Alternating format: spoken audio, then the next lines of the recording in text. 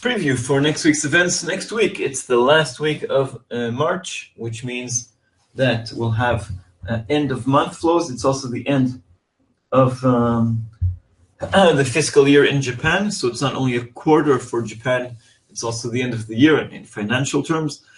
So it will be quite a mess. There's also a time shift in Europe. We're moving to summertime. So next week, the show will be still at the European Open. That means it'll still be 9 here in the Eurozone, 8 in London, but it'll be 7 GMT, not 8 GMT.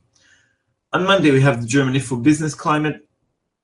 It fell last time, but now it's expected to bounce back.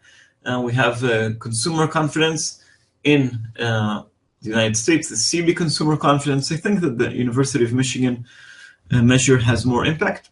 And Wednesday, we have German inflation figures, of course, important for the euro if the ECB really goes hawkish. And then pending home sales in the United States and oil inventories.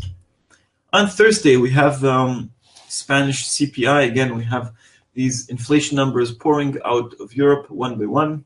Dripping would be a better term. Final US GDP, perhaps the most important release.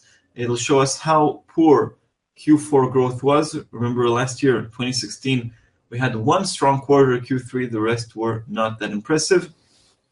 And of course, jobless claims. And on Friday, the last end of the month, the quarter, and the fiscal year in Japan, we have inflation data from Japan, German unemployment, final UK GDP. We get a reminder, perhaps, the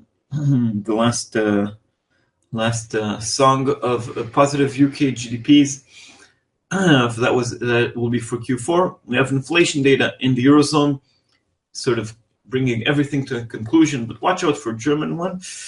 The favorite inflation measure of the Fed, it's called the Core PC Price Index, the one that Yellen and her colleagues focus on Friday, and the Canadian GDP. So lots of GDP data, inflation data from the Eurozone, and lots of end of month, end of fiscal year flows.